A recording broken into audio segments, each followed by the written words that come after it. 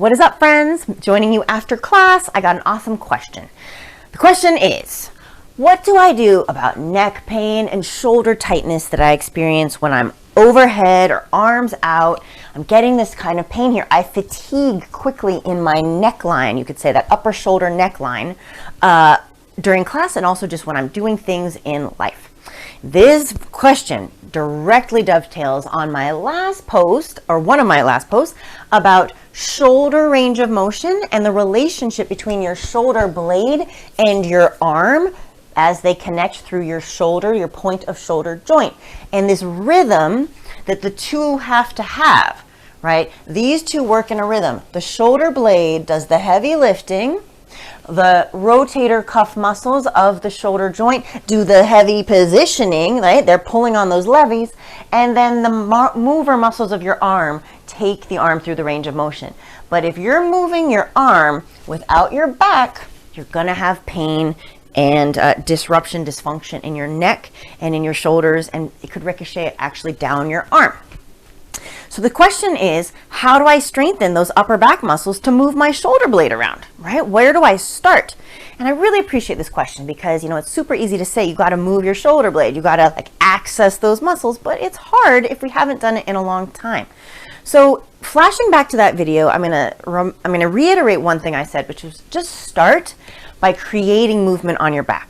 And all class long, literally, if you've been to class, all class long, it's like Sesame Street in here. And I'm talking about word of the day is shoulder blade.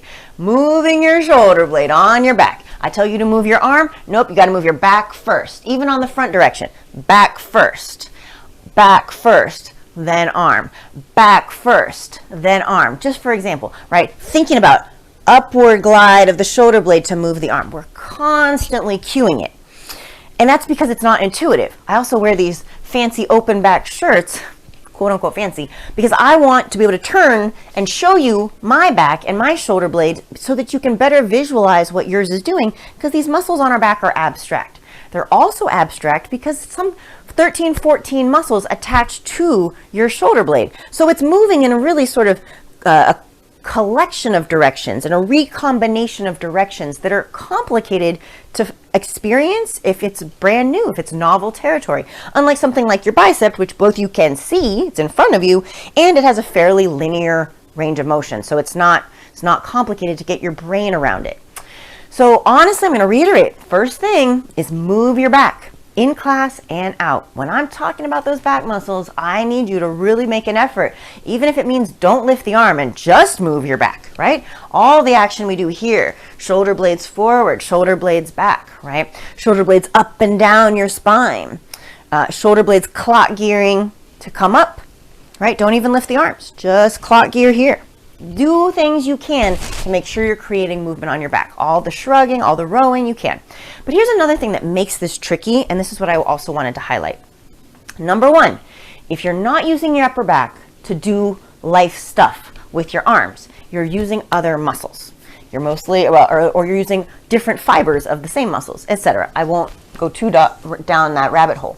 But a really common area is to use this sort of upper trapezius muscle right here, and I'm pointing here. You don't need to know the muscle so much as you need to just sort of recognize the territory. Yeah, I get tight there. There's also our levator scapula muscle, which tries to be helpful to lift our arm, but it's really not designed to lift our arm, and it's going to lift our arm with the shrug action, which is what we're always saying, relax down with the shoulders to come up, right? I lift my arm, my shoulder line doesn't come up. If your shoulder line, meaning this line, comes up to get your arms up, we're not doing it with good movement mechanics, and the muscles that are being inappropriately recruited to do that action are going to complain because it's not their job. They're not designed. They're not situated in your body with good dimension to do the task that you're asking. So they're going to complain. It's going to cause dysfunction. And unfortunately, in this area of our neck, so close to our cervical spine, we have lots of nerves that run all down our very important limbs, right? Let alone to things like our diaphragm, like for breathing, right?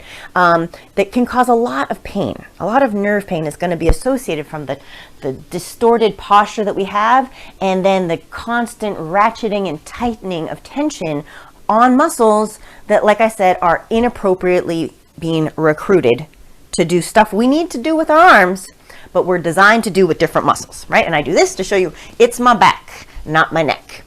Okay, so number one, when those muscles are tight, it's like playing an instrument, a string instrument, where one string is tight and the others are slack. All you're going to hear is that one string. You need to tighten the others and release the string. Now, it might be hard to release the string if you don't tighten the others, because like I said, you still need to do that work in the world, right? So that muscle isn't going to tighten until you stop asking it to do the work, right? Until you stop using these muscles to lift your neck, just a quick example, quick and dirty example, until you stop using them, they can't relax. What's going to make it possible for them to relax? You need to backfill. No pun intended. You need, or maybe it is a pun intended, you need to use the muscles that are situated to do that work, so that these muscles can be like, all right, you're good. You don't need me anymore. Excellent. Then they'll stop complaining. And then you'll feel amazing because you'll be recruiting lots of muscles to distribute that load and to create the movements as they're designed. And it's going to honestly totally develop your posture, because we need these muscles on our upper back for a lot of things. Not, number one, to support arm movement, and to support our shoulder for doing stuff with our arms, but also just is a huge part of our posture and staying up and lifted, right? It's really, I cannot overstate the value of the Essentrics workout and the genius of it for opening the front of our body, where we're very, very stuck, very closed from our lifestyle, and other movement practices. So it's genius. It's a big reason to do it. The other thing, though, that can be an obstacle for this range of motion, or developing the awareness of the upper back muscles moving in addition to having not moved them before. So what does it feel like when I'm doing it right? That's a big one. The fact that other muscles are tight and we have to strengthen to get around the big muscle, because they might just be in the way. They're the first thing, like I said with the instrument analogy, they're the first thing to be triggered. So it's hard to get past them. We have to strengthen in spite of that tightness, and then eventually recess that one high-pitched shrill sound, meaning like the neck tightness, and so that the other muscles can come to the foreground. But we have to be dedicated to that.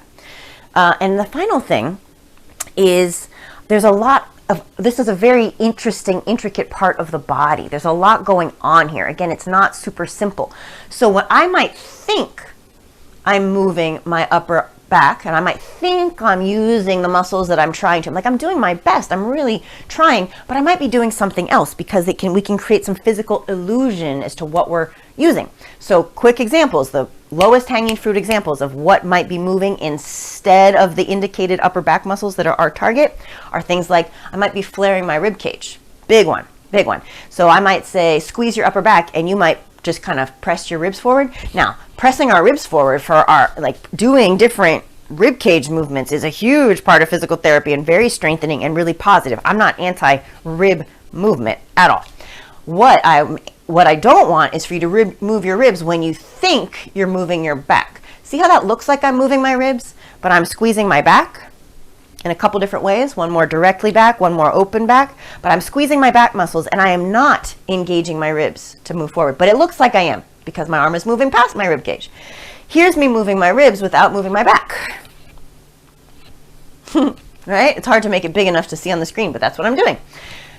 Ideally, you can do both, and they go together beautifully, but you don't want to do one instead of the other. And if you're having trouble activating your upper back muscles, and you maybe have a weaker core, it'd be super easy to flare here. It's a very tempting physical pattern that we might fall into. So that's number one. Maybe you're moving something else. What else besides your rib cage might you be moving when you think you're moving your upper back? You might be moving the shoulder, in the shoulder socket, and not just the shoulder blade. Mine move together because I've trained them to have that rhythm.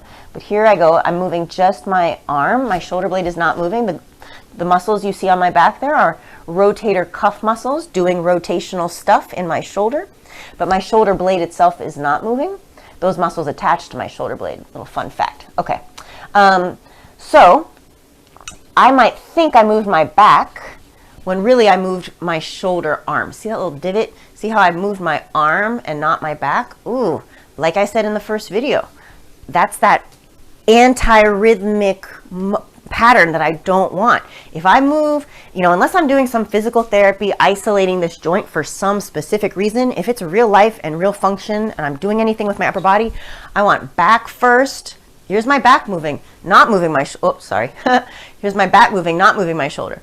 not moving my shoulder. Here's my shoulder moving, not moving my back. It could be deceptive. It could be deceptive. Here's my back and my shoulder. Another, so there's illusion, optical illusion, physical illusion number 2 that could interfere with you moving your upper back muscles to get the strengthening and the posture improving and the shoulder and neck rehabilitating strength that we need. Final piece is, how about your elbow? Super sneaky as well. See how I'm holding my upper arm to show you? That rotation is coming from my elbow, which is great. I want my elbow to be able to move. But maybe I thought I moved my upper back and my shoulder, but instead I just moved my elbow, right? And it might not be, right here it's very obvious when I didn't move anything else, but maybe I squeeze a little, and then I do this, right? And it's just my elbow. And it starts to kind of look like this. I want this. This is full retracted shoulder blades. Ribs are closed. They look projected forward. They're not. That's my back muscles pulling them. Trust me, you can hear my breath. I am bracing here, squeezing my shoulders back towards my spine, down set them into those back pockets. How about a little into the opposite back pocket? And I'm externally rotating my shoulders at the shoulder head. And I'm going to externally rotate and supinate my elbow and palm. Here's my max retraction. Lots of intensity here. Boom. I feel very strong. My hands are out of screen, but I feel very strong. You might even be able to see that I'm not the most defined or massively muscular person, but you hopefully can appreciate the intensity that's coming from core muscles, not these little muscles. These are helping for sure. I'm not saying they're not helping. They're doing some of the work, but they're not doing all of the work. And even if they are, it's my shoulder and my bicep. It's not my little upper traps and levator scapula trying to make this happen. Okay, among other muscles, right? I'm getting some, anyway, we'll stop with the anatomy list. But if you want some of the list of muscles, I'm happy to share a video about that. But here's what happens a lot of the time. We don't get to that maximum range of motion in our back. We don't get there. We do an approximation that looks like it. So we squeeze our back a little bit and we open our elbow more than our shoulder, and then we try to do it, and now it looks like I should be able to make that same motion, but I can tell you right away I feel stress over the front of that shoulder, right? It's not tremendous stress, but if I were to do it for a half hour, or if I were to do it repeatedly, or if I were to have something heavy in that arm, like real life stuff, then I'm going to suffer for that. And again, it's because I thought I achieved a shoulder stabilizing, a strong shoulder movement based on the rhythm with which my shoulder blade supports and is the background muscular,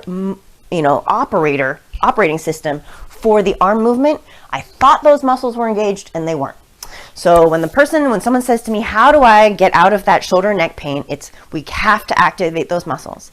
And when they ask, how do I activate and strengthen those muscles? We need to be curious about our body. We have to really try to find range of motion that's I'm making this I'm not making eye contact with you because I'm thinking I'm experiencing my back, right? I'm imagining my back.